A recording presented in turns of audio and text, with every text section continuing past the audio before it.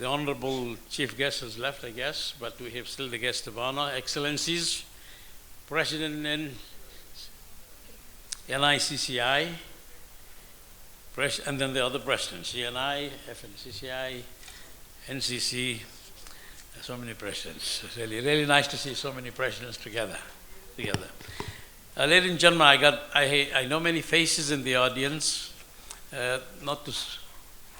Just to save some time for this, I would not address all of you. You know what, I've been asked to speak, and thank you very much for inviting me to share some of my views on strengthening the ecosystem for scaling Indian investment in Nepal. And I spent my 30 years in a multilateral organization.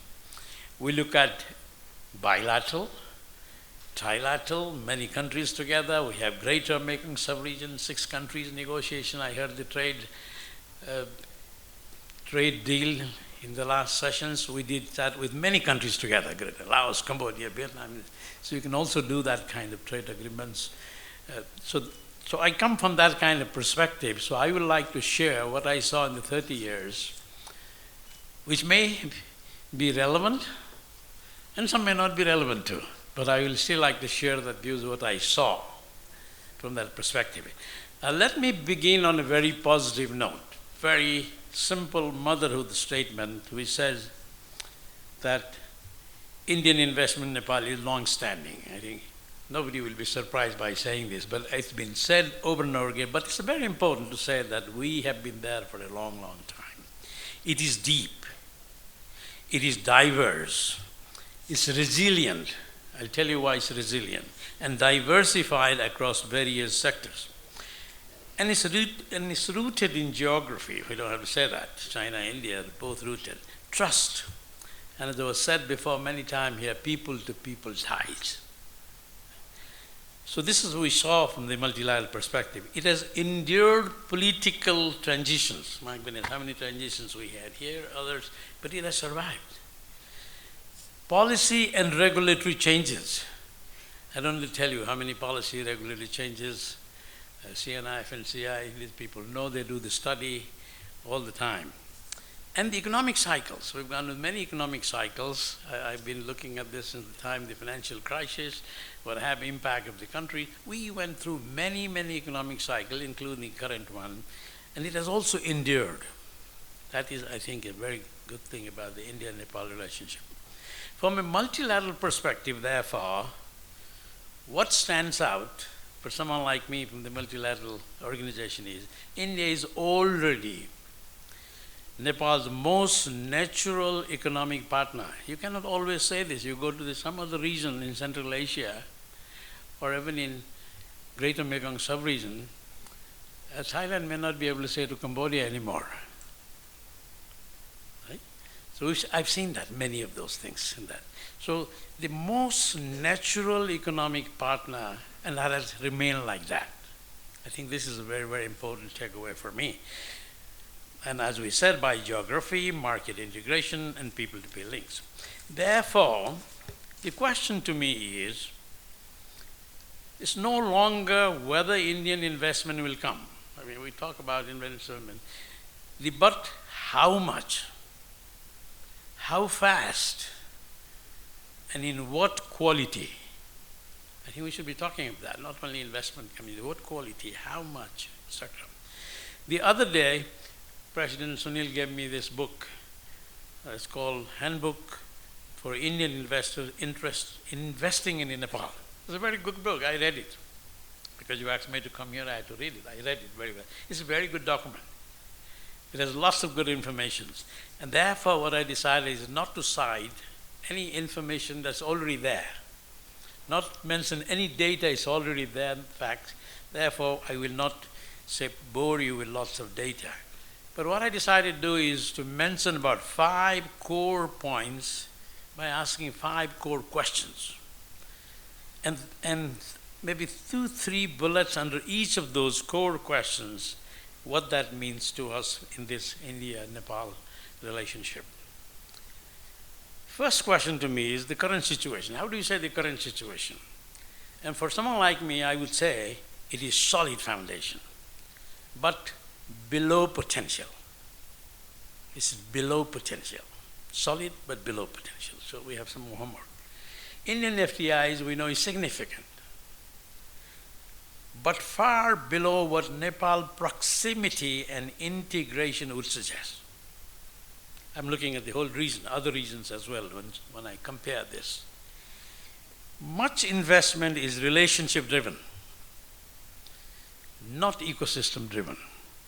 And in many of the other regions where we work, sometimes we design the ecosystem which can help you to scale up much faster than the people-to-people relationship. I sometimes hear, when I was at the ADB, investors often say, we are here in Nepal despite the system, not because of it. In some of the countries, you go there, there's a system, everything is in order, therefore you go. You don't need to have a people-to-people relationship. You don't need to worry about who I need to meet. And I can tell you, cite those countries from my experience. To me, that's a warning. I'm not very positive with the fact that we don't have an ecosystem, we have a people-to-people way of doing relationship. Therefore, it's an opportunity to build one. From ADB regional work that we had done, where I had work I said before, we have seen that countries that move from relationship-based investment to system-based investment scale much faster, much faster.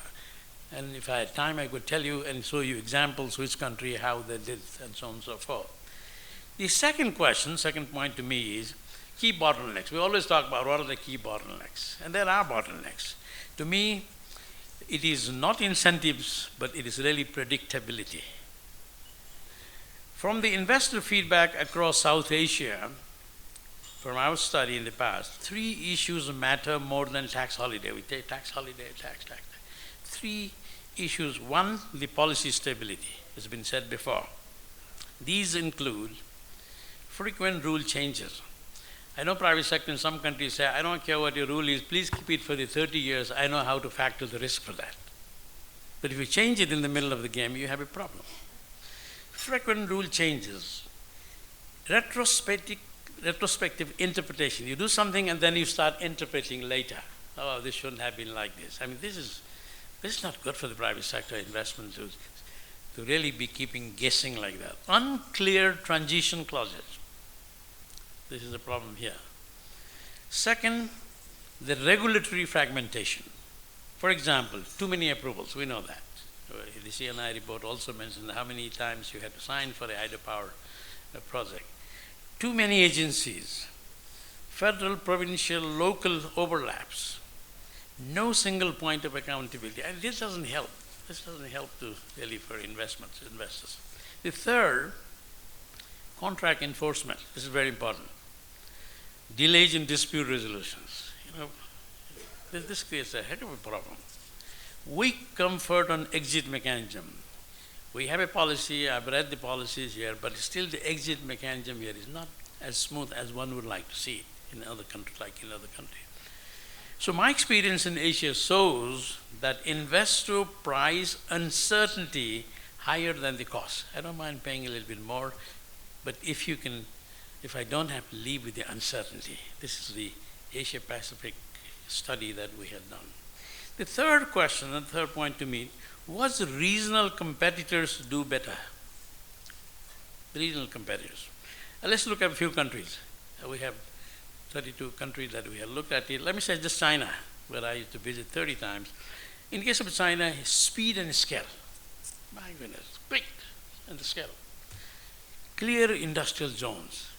China's success has been the industrial zone. We have a problem here.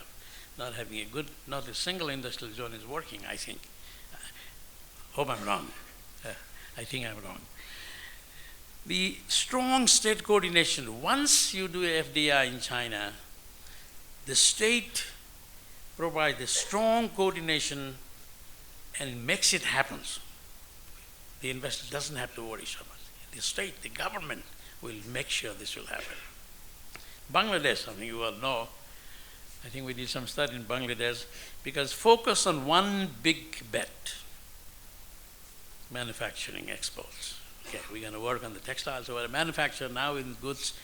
There's so many other areas, but export. I think we did well, quite well, and created the back office for that. Consistent policy over decades. Bangladesh, we looked at very carefully on this manufacturing, very consistent. And if somehow someone wants to change the policy, some government wants to change it someday, the highest level of government will say, keeps it. As I said, the role of the government becomes important. And aggressive investment facilitation. I see these three very key points in the Bangladesh. Thailand, where I spent about 1 decade, Birenji spent also.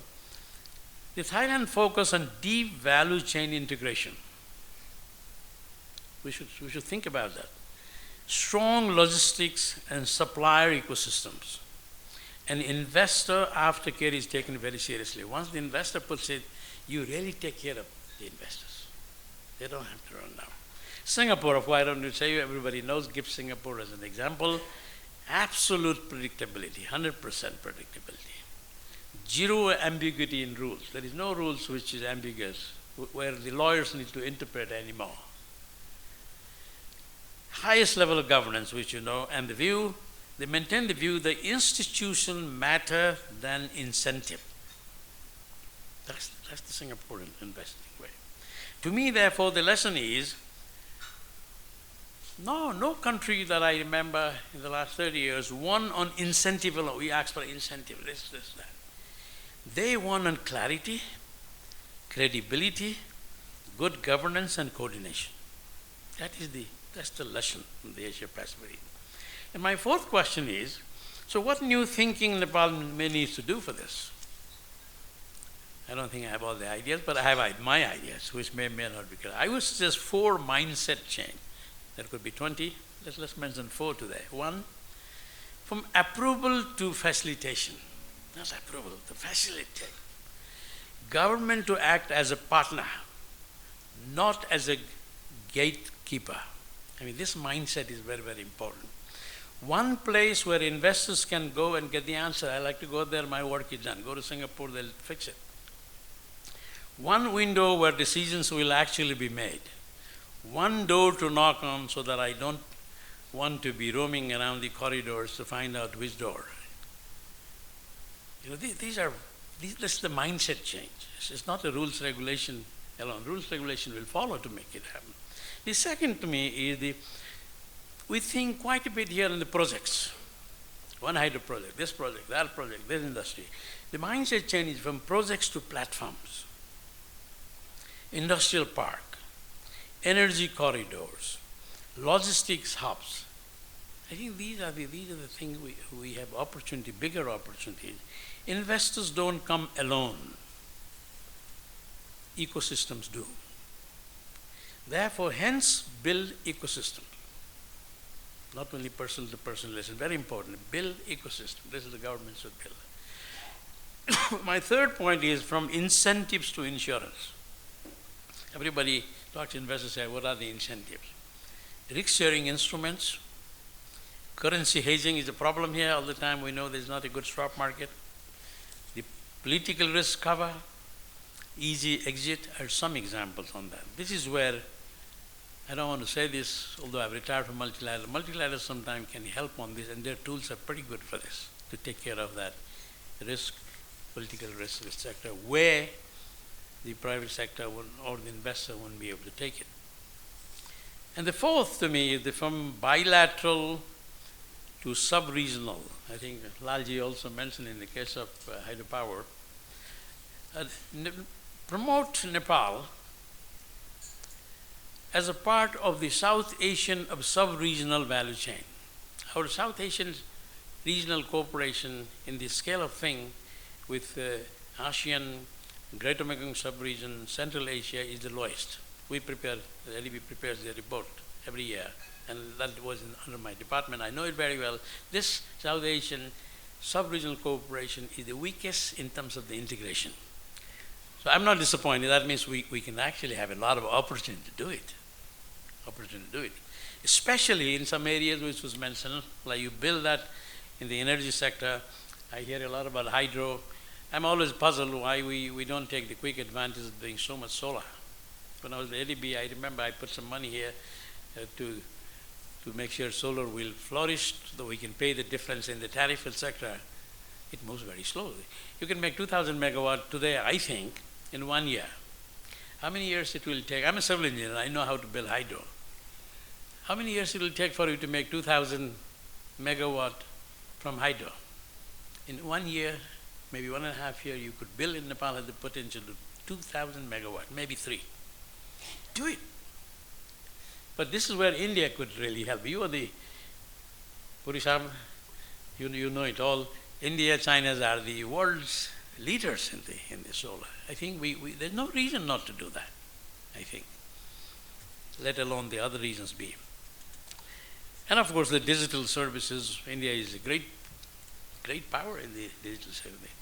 Google's, you name it, they're all up Indian graduates. I think we need some of them here to help us to really build our own capacity on AI and other IT sectors so that we can be able to get some more offshore work further. There was a report prepared by the government on digital economy. It said it could get about 2% GDP growth at that time. Maybe now with the AI it may be 4. I don't know. I need to look at it. So therefore, to me, Nepal should position itself as India's most trusted nearshore partner, which is like a motherhood. But we must say, there is no doubt in my mind, it is the most trusted nearshore partner, and we like to hear from the partner that, okay, I'll take care of you too, or we'll work together too. And not just as a destination. It's more than destination to me. Now the fifth question, I think Ambassador Puri quickly mentioned about the geopolitics a little bit. Geopolitics, tariff, and why this moment matters. We are entering a world of trade fragmentation. Ambassador Puri said that. Tariff and counter-tariff, supply chain reconfiguration. This could be painful. It is painful. I think many countries are finding it painful, but could actually create new types of opportunities, which we have to explore, which probably we haven't explored much yet. For NICCI members, I don't know how knowledgeable I am to say to NICCI at all, but I think it could mean Indian firms will look at to de-risk and diversify.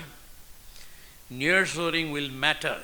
When you look at the value chains, what happened during the START policy, China started looking at the very close proximity where it can move and export from there. So this could be nearshoring will matter, at least for some time, more than offshoring. And trusted neighbor will gain advantage.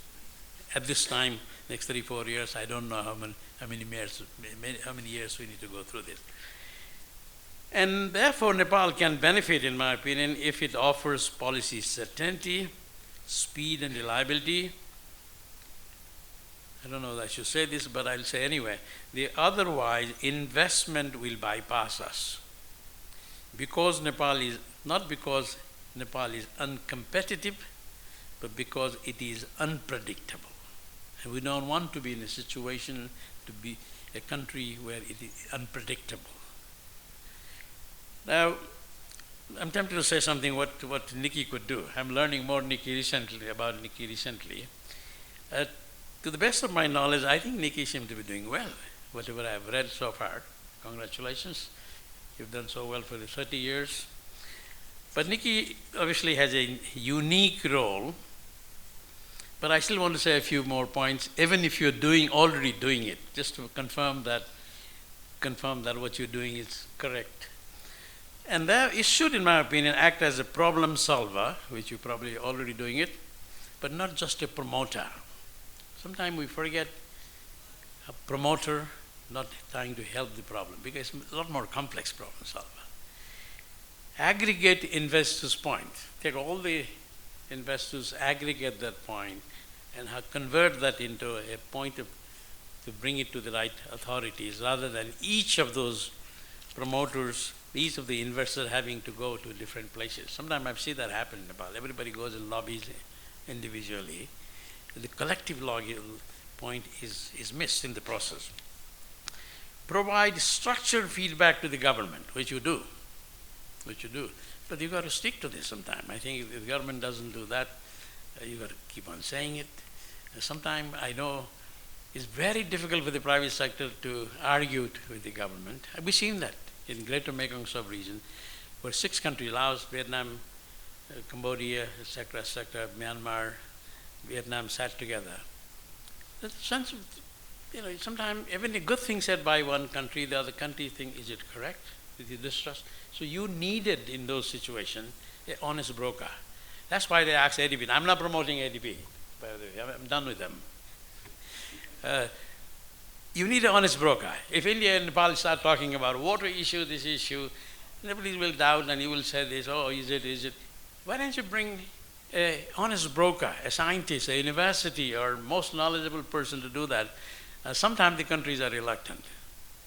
Small countries are quite happy with that. When we're doing a lot of Laos, Thailand hydropower, Laos said, I don't know what the Thais are telling me. ADB, Bindu, you come and be the honest broker. And I have no interest to make one benefit than the other. I think this honest broker role we have found in our experience in Central Asia, in South Asia, Southeast Asia, very important. South Asia doesn't use it. Maybe because of the reason we know. So in sum up, I would like to simply say that Nepal doesn't need to compete, in my opinion. I don't want to have if I were in the policy-making government, I don't want to say I want to compete with India, I want to compete with China, I want to compete with Singapore or Thailand. What I want to say is, it needs to compete with investor hesitation. I need to compete with these guys. Why they are not coming? I need to compete, not with the countries anymore. So I think Indian investors already have goodwill here. But what they need now, I think, is confidence.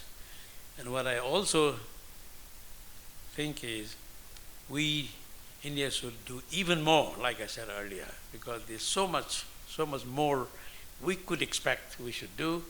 And I hope that will happen with institutions like NICCI and others.